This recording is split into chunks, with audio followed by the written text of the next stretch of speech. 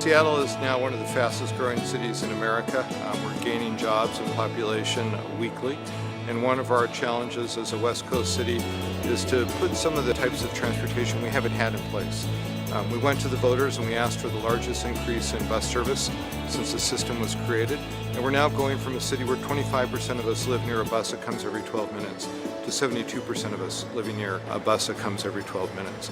We have been working for several years here in Seattle to bring more bus service to the community, expand our light rail network while building out the infrastructure that makes it safe and reliable to get to these high-capacity transit systems.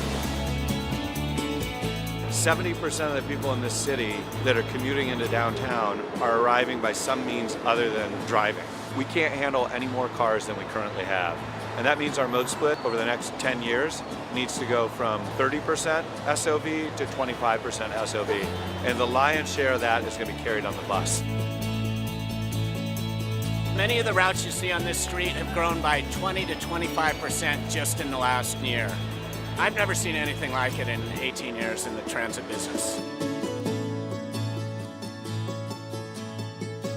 Last year, Transportation Choices, along with a broad coalition, worked to pass Move Seattle, which is the city's most significant transportation investment ever. It's a $930 million levy, and it invests in safer streets, in more transit service, and making it easier for people to get around. We're going to have 70 million more people in the United States by 2040.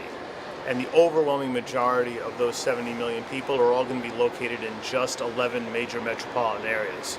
Puget Sound is one of them.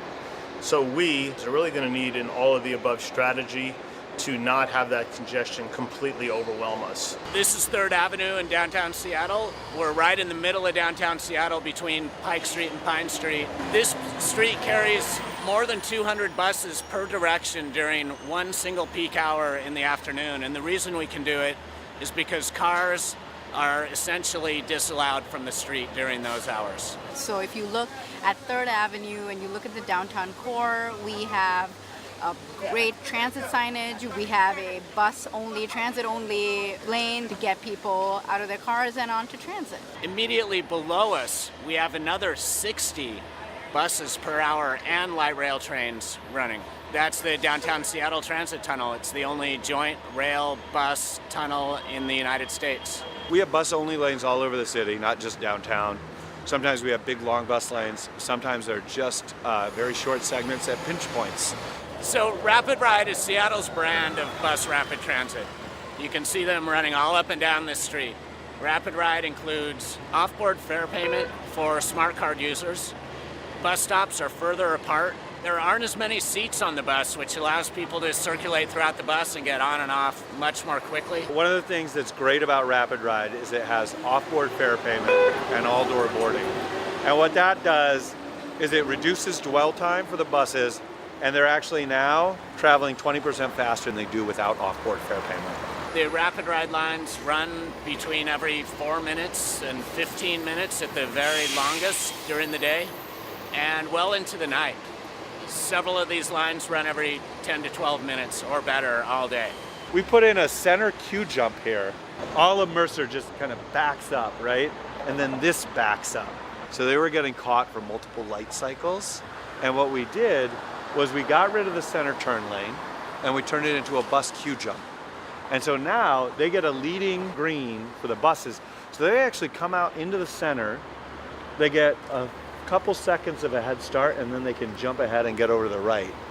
And that's like one of the biggest improvements that we could make for transit in this entire part of town. And middle of the day, there's not much traffic. You don't need it, but at rush hour, you would not believe the improvement it's made.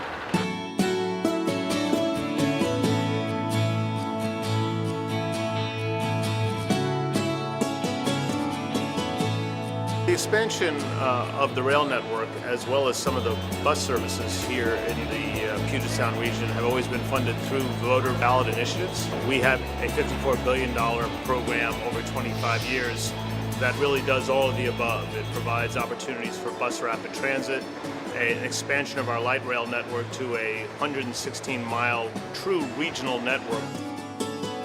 many riders are new riders to the system. More neighborhoods now have better bus service that can get them to light rail, and so what we're seeing is more people are choosing transit because it's a reliable way to get around. It feels great to live in a city where the voters have said yes time and again to transit.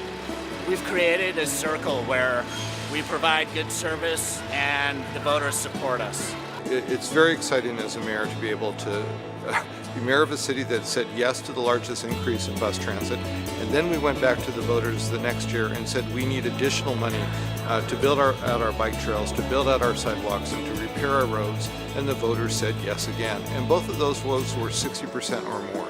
So it's an exciting time in a city that often said no over the decades to transportation funding, is now saying yes, and particularly to transit.